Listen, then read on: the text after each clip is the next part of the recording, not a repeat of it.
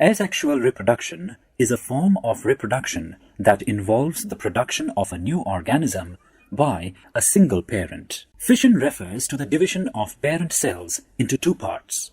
This is the simplest type of reproduction and is seen in single-celled organisms such as amoeba and paramecium.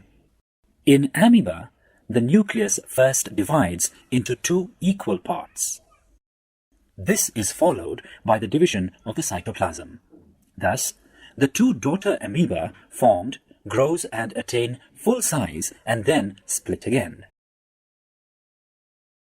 In some organisms, such as Spirogyra and flatworm, the organism breaks up into two or more fragments after maturation. These fragments grow into new individuals. In budding, one or more new organisms grow in the form of a bulb-like projection called bud. It grows and then may eventually break away from the parent. If you view a solution of warm water, sugar, and yeast powder under the microscope, you will observe in yeast that a little cytoplasm accumulates at one end of the cell and the bud is formed. The nucleus divides into two, and one of them enters the bud. In yeast, the buds form rapidly and create a chain of yeast cells if there is enough supply of nutrition. In Hydra, bud appears on the body wall, which grows into a full Hydra in a day or two and separates from the parent. A spore is a tiny, spherical unicellular body covered with a thick wall. It grows into a new plant when conditions are favorable. Bread mold, that can often be seen growing on moist, stale bread, grows when spores settle on the bread. In the regeneration mode of reproduction, an entire new organism can grow from some pieces or cells of the parent organism. A flatworm can be cut into many pieces, and each piece will grow into a complete new flatworm. Vegetative reproduction refers to the production of new plants from parts of the mother plant, such as roots, stems, or leaves, without help of any reproductive organ. Potato. There are several buds present on the surface of a potato called eye. A piece of potato with at least one eye on its surface is planted in the soil to develop a new plant. Ginger.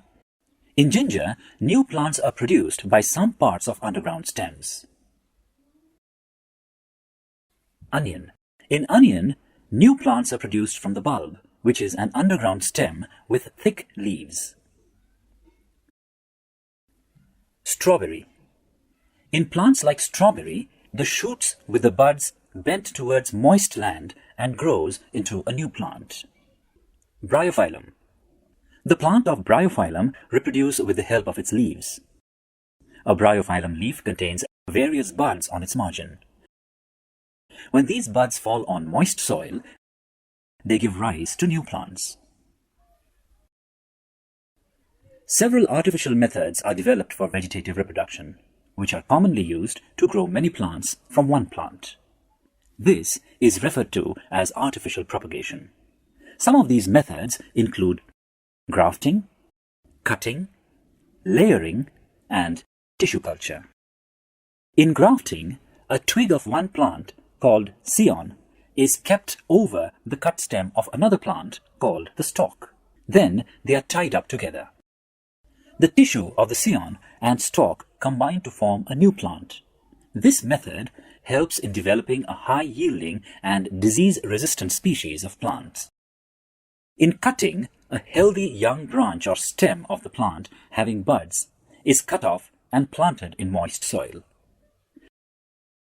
The cutting develops roots and grows into a new plant. In layering, a young healthy branch is bent down towards the ground and covered with moist soil. After some time, roots develop from the covered part. This is called a layer. This branch can now be cut to form a new plant. In tissue culture, a piece of tissue is cut off from the growing tip of plants and kept in the nutrient medium under controlled conditions. The hormones present in the nutrient medium helps in the cell division. It leads to development of roots and shoots. These plantlets are then grown in the moist soil. Vegetative reproduction is very useful as it allows developing new plants very quickly. Exact copies of the parent plant are produced. Plants propagated with this method need less attention in their early stages of growth, and new variety of plants can be developed.